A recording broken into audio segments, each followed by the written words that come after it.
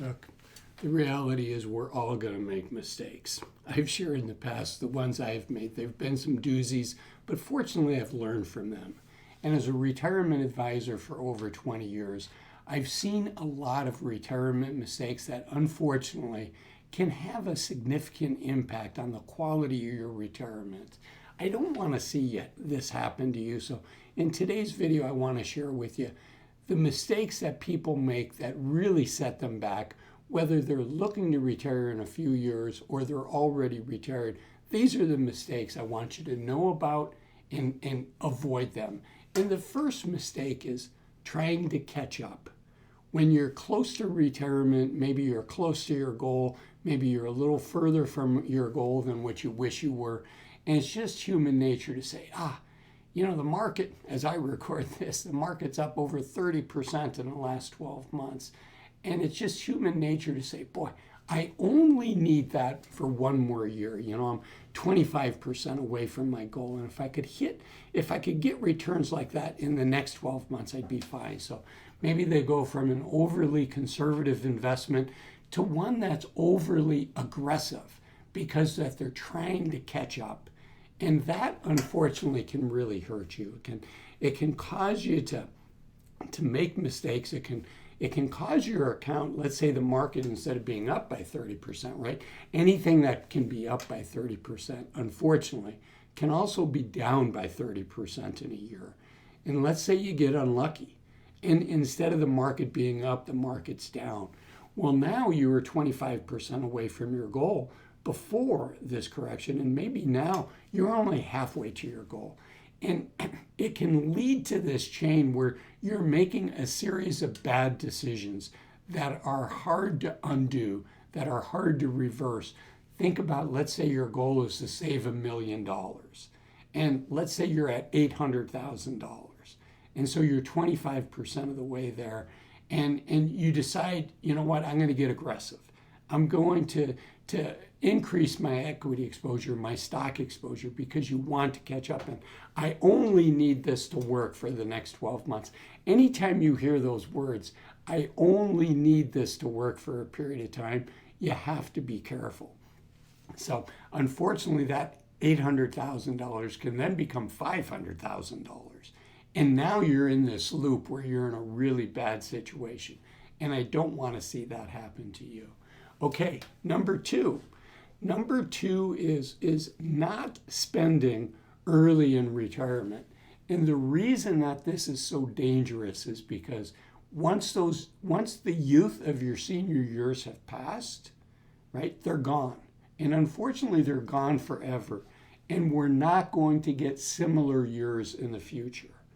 Unfortunately, and we all need to be super sensitive to this, by the time we're 60 years old, most of us only have 1,000 weeks of healthy, active time in front of us. And that's not a lot of time. And if we give up 100 of those weeks the first 2 years because we're afraid to spend, because we don't have a plan, those are years we're never going to get back. And unfortunately, those were probably our healthiest, our most active years. So while you're still working, come up with a game plan. What are the things that you want to do? How much can you afford to spend in retirement every year? And maybe budget to spend a little bit more in the early years. Because this way you're doing the things when you have the health. It can often be later in life that we find out, you know what, I didn't do these things and now I can't do these things. Maybe I've had a stroke.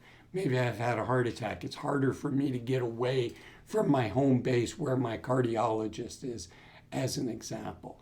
So that's the second mistake, is not taking full advantage of those go-go years and being overly conservative, sacrificing unnecessarily, and giving up that golden period, even though you might have had the courage to retire. We need to not only have the courage to retire, but the courage to take full advantage of the youth of our senior years and know that our spending is likely going to go down in future years. Okay, so that was number two. Number three is not planning for what for many of us is going to be one of our largest expenses, and for the first time in our life, maybe we have the ability to control this expense, where in the past we didn't have a lot of control.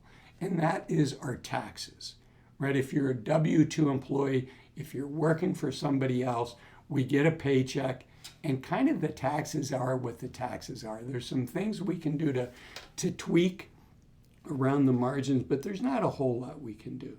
But when we're retired, there are a whole lot of things that we can do. And chief amongst those is thinking about the 3 accounts that hopefully you've got put in place. One is a regular taxable account, a regular bank account where you pay taxes as you go, right? You get interest, you pay tax on that. Or maybe a taxable brokerage account at like a Schwab, a Fidelity, Vanguard. As we recognize capital gains, as we get dividend payments in a regular taxable account, we're paying taxes as we go. So that's one account. The second account is a don't tax me now, but tax me later account. Your regular IRAs, your regular 401ks. And unfortunately for many people in retirement, that's their largest account. And I say unfortunately because every dollar you take out of that tax is going to be classified as ordinary income, and you're likely going to have to pay tax on that. So that can be an expensive account. And then hopefully you have a third account, which is a tax me now, but never tax me again account, a Roth account. And unfortunately, we do not get the tax break when we put money in, but then it grows tax-free, and if we abide by all those rules, we can take money out without paying taxes. And if you have those 3 accounts, you can kind of decide, what tax rate do I want to pay? Now, sometimes people make a mistake and say, when they first retire, I don't have any more W-2 income. I'm not going to pay any taxes at all for a couple years. And that can be a mistake because the U.S. has 7 tax brackets. And the first 2 are pretty low, 10% and 12%. But then it jumps to 22%.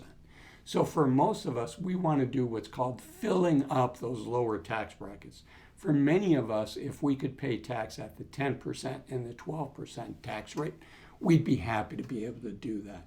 So thinking through what is likely going to be your second or your third largest expense in retirement, which is taxes, and having a plan for that. And oftentimes it makes sense to have a professional, to have an accountant, to have a fiduciary financial advisor help you think through that. Okay, so that's the third one. The fourth one is not investing in relationships. Unfortunately, the divorce rate for seniors has doubled since the 1990s.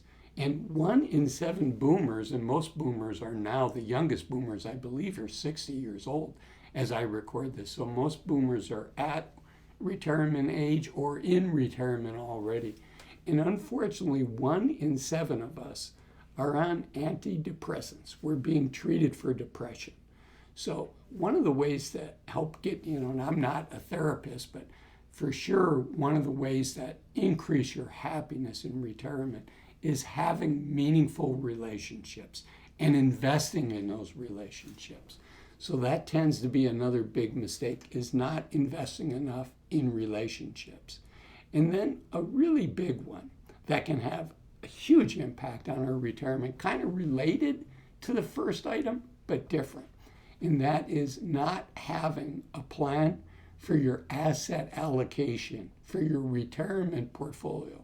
What percent of your portfolio is going to be exposed to stocks and equities, and what percent is going to be exposed to short-term, high-quality bonds that are designed to provide stability for your portfolio. And getting that right is going to determine 80% of your investing success in retirement. But unfortunately, a lot of people just go, it feels like this is what it should be. Given its importance, again, I really think it's important to get together with a professional and get professional advice on your asset allocation.